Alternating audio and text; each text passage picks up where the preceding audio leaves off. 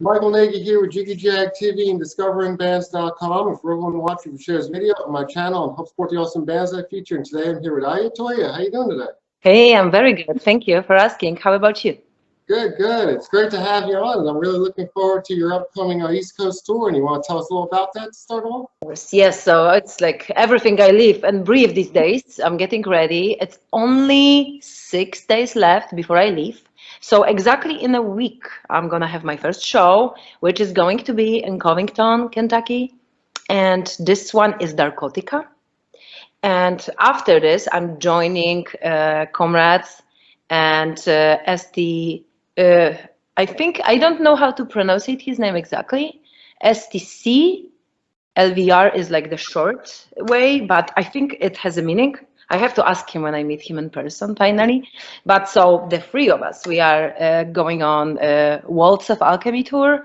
So I'm joining this starting February 19th in Pittsburgh, and then we just keep going and going and going and going through the whole East Coast, all the way down to Florida, and then back through Virginia. We're gonna touch a lot of different states and cities, and I just can't wait. You know, it's going to be first time since January 25th, 2020 that I've been on stage. So it feels surreal, absolutely unimaginable. You know, because it's been a big chunk of time. And if you think about it, when I practice, I feel it, you know, it's like, it's almost sacred in a way when I touch my instruments and like get into the mode of performance. So I have a feeling that this tour is going to really be alchemic. That's definitely what I'm gonna aim for my set, choosing my songs for these performances and just, you know, having this feeling inside. It's gonna be alchemic.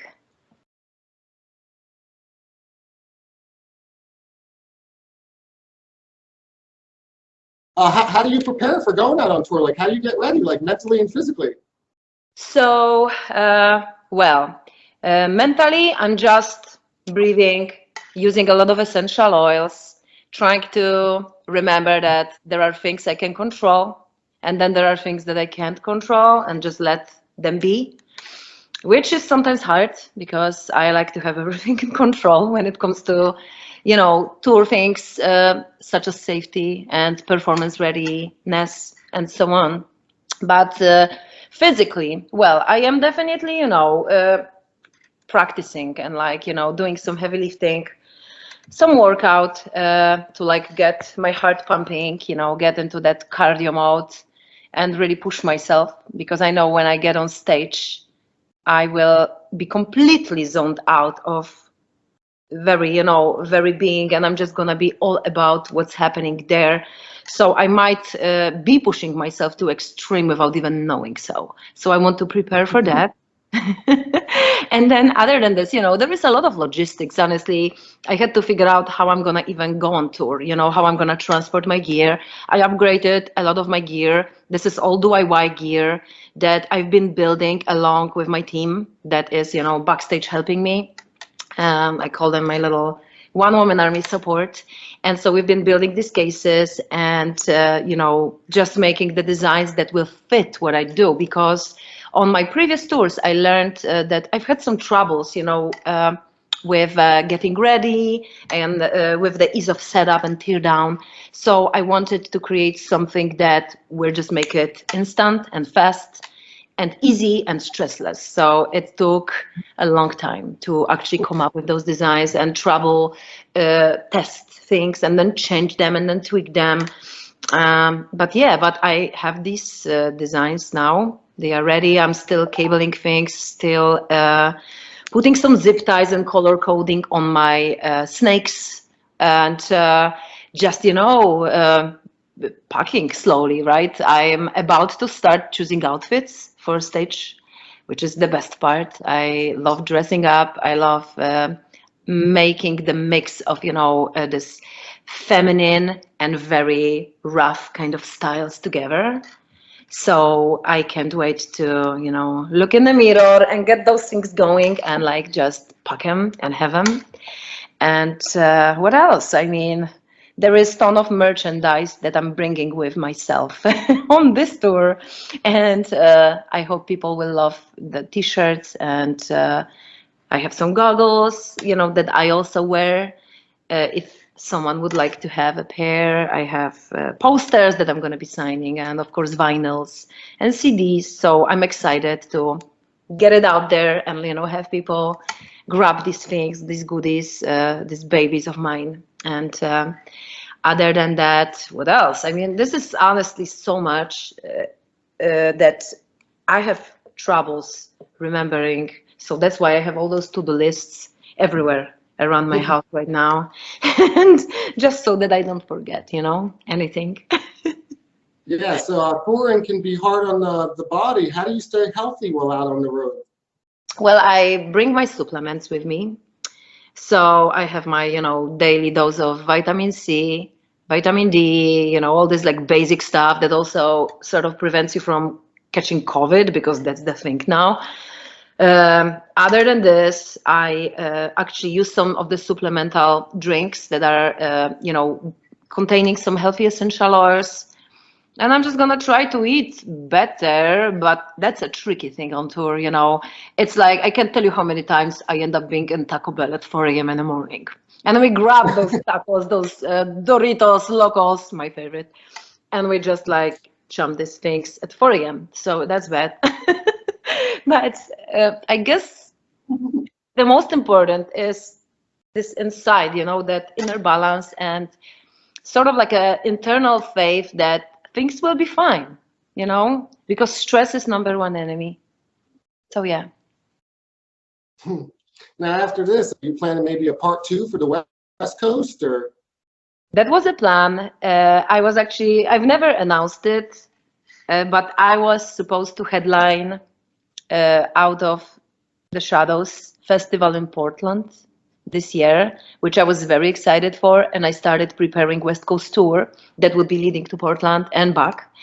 And then festival got canceled because of just virus logistics, which broke a lot of hearts. But also, you know, this festival will happen. It will happen. It's just a matter of time.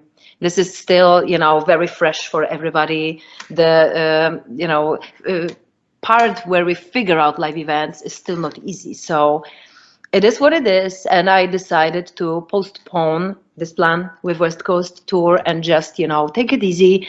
This East Coast tour is sort of, you know, like testing grounds to see how people feel about live music, if they are coming out, how the safety procedures, you know, work. And just like in general, you know, see how it is in 2022. And then I will move on from there. I already have plans. I shouldn't even say it, but I will just reveal to be back on East Coast later this year again, in places that I have not been able to be, you know, booking now on that tour, but very nearby. So that's all I can say right now. Those are very, you know, not set in stone plans, but it is like plans that are happening, and everything else, you know, when time will tell, I guess. Do you have any new music in the works or planned in the future? I have some remix work that I want to release when I return from tour. One remix that I'm like going to release probably very soon after I come back is just so hot. It's so hot. It is a Vast Spaces remix. I won't reveal yet who did that remix, but when I heard it, I was mind blown. Actually, I cried when I heard that remix. It was, I can tell that the person who did it put so much heart and work into it. It's almost like redesigned in a way which I love. I love this kind of like, you know, chemistry and collaboration almost, you know, when it comes to remix work. And so I'm very excited to drop that. As far as new music, new creation, new originals, I will most likely begin writing new stuff in the later part of 2022.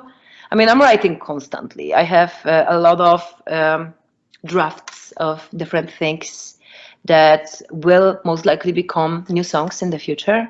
It's just a matter of sitting down and, you know, starting production work, which I have plans to, before I do that, finally remodel my studio, because I'm, right now it's like a dungeon, which is cool because it's industrial, but it's also just, cold and dirty. And I want to finish this basement and make it a legit studio space, which will help me stay focused and produce new music.